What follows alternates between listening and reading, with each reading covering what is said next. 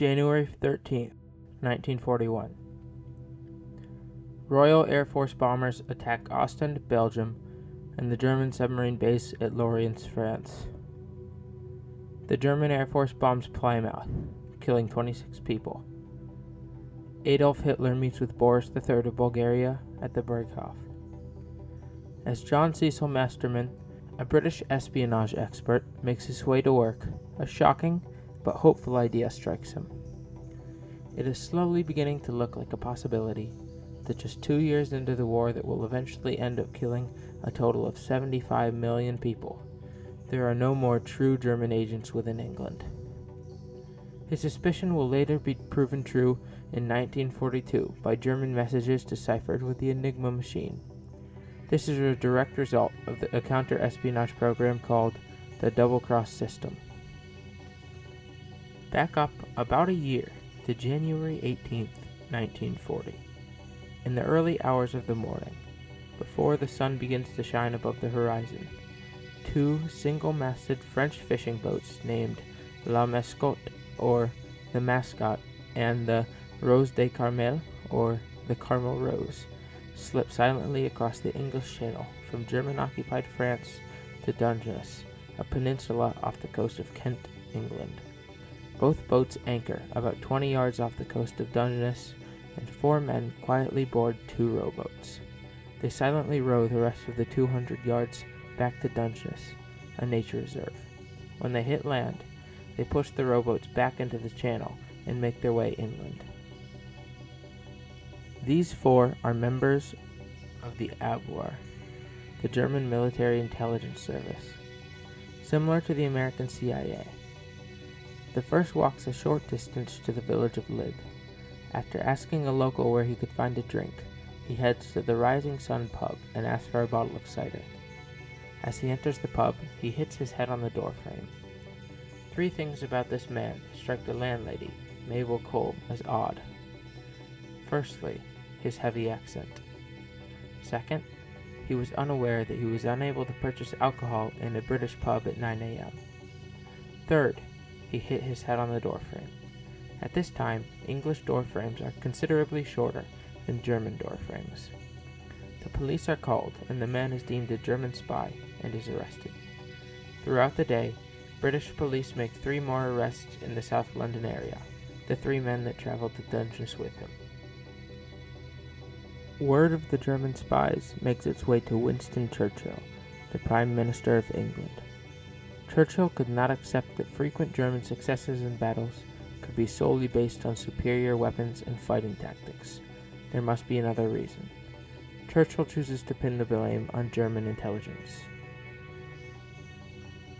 The responsibility of taking care of these German spies entering England is given to MI5. MI5 chooses to create a committee to oversee taking care of the Germans entering England. The goal of the group is to find German agents and convert them into English double agents. The program is deemed the Double Cross System. It is led by the Committee of 20. There are not 20 members of the committee. The name is chosen because of the corresponding Roman numeral, XX, or Double Cross. The chairman of this committee is John Cecil Masterman. He is chosen because of his intellect as well as his comprehensive knowledge of the German language. The committee meets frequently to discuss German spies within Britain. Over a total of 5 years, from May of 1940 to December of 1945, over 125 German spies are caught and converted into British double agents. Another 50 refuse to turn and are executed. The committee then just suggests using the double agents to pass false information onto German officials. These false bits of information lead to one German blunder after another. German spies deliver the information that over 500 underwater mines have been planted by German U-boats. This information saves countless Allied ships and lives. A massive effort is made via German double agents to convince German officials that an attack will be launched at Calais, not Normandy. In the early hours of June 6, 1944, a German spy named Garbo sends false information stating that an attack in Calais is imminent. The Allied forces strike in Normandy instead. This is a masterstroke by the Committee of 20. 2 panzer divisions are sent by the Germans to protect Calais. Normandy is left almost entirely unprotected. Even after the events of D-Day, Germany suspects nothing. The German double agent Garbo, the same one who gave false information to the Axis powers, is awarded an Iron Cross by Adolf Hitler himself for heroic efforts. In the final year of the war, the committee has one final victory. German V-2 missiles begin to rain down upon London. Abwehr, the German intelligence agency, sends urgent messages to its spies requesting the time and location of the impact of the missiles. The spies report false information, encouraging Germany to aim their missiles far off course. The missiles end up landing short of the center of London, sparing many lives. In December of 1945, when the war is over, the Committee of 20 disbands. John Cecil Masterman goes on to continue teaching at Oxford University. The efforts and intelligence of these men is often overlooked when World War II is spoken about. The Committee of 20 and the lives they saved are forgotten much too frequently.